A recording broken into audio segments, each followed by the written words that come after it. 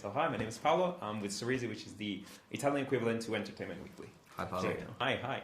And so my first question is, how would you describe this show to somebody who has not seen a single lick of any of the Game of Thrones TV shows? I would say it doesn't matter if you've seen a single lick of any of the Game of Thrones shows. This show is an unlikely buddy story, unlikely friend story between two characters, one of which we meet after the death of his late master, Sir Arlen the Pennytree, who was not a successful knight, not a famous knight, but a very honourable knight. And our lead character, Dunk, was his squire. Now, Dunk's at a bit of a loss, and he decides to ride to the tourney in Ashford, and along the way he meets a very cheeky, cocky, mysterious boy called Egg, and their loyalty and friendship will be tested by the characters and situations they come up against. You dodged every single spoiler there. You're a pro. Media trained within an inch of his life. Props to Scarlett. All right. Now, I'm curious as to know, what do you think we are witnessing this renaissance of the fantasy genre? Is it just escapism? Is it because it's just cool? I think...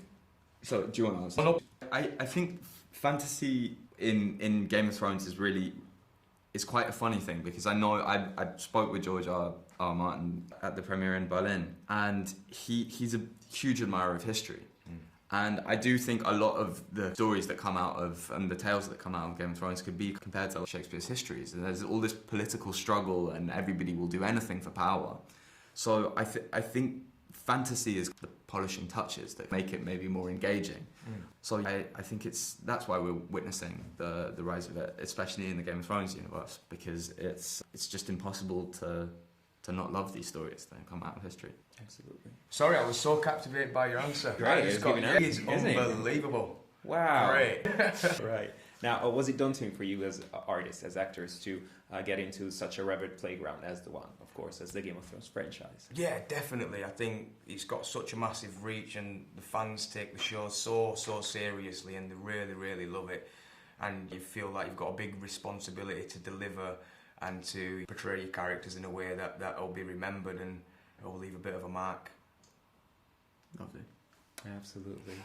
Now, do you ever stop and think about a certain part of this fandom who is not exactly very welcoming, or is very obsessed with the books and how things are supposed to be and all that? Does that scare you? Does that worry you? Not particularly. I think the books are written by George, and George is a huge fan of our show. And that's nice. So maybe no, but I also think the fans are the magic that make this show what it is.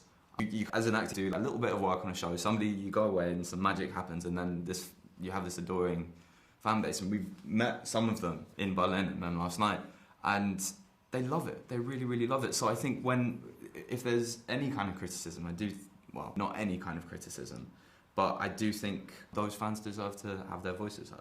Absolutely. You can't criticise me though. That's off. Now, the thing that I like the most about this show is that it doesn't take itself too seriously, as opposed to its predecessors, who are very heavy, if you will. Do you think that's what makes this show so special? I think that's what makes it special, as well as the central connection between our two characters, between Dunk and Egg. I think that's a beautiful perspective to look out on a very cruel and unforgiving world from. So I think that's kind of what makes it so special, is it's less of an ensemble and more about this beautiful bond that you're witnessing unfold. Absolutely. All right, I think that's my time. What are you talking about? Yeah, he was just fascinated by it. He was living. I could only wish to be able to articulate myself the way you. Honestly, Nice well to done. meet you. Nice Have to a meet great you, one. dude. Have a nice day.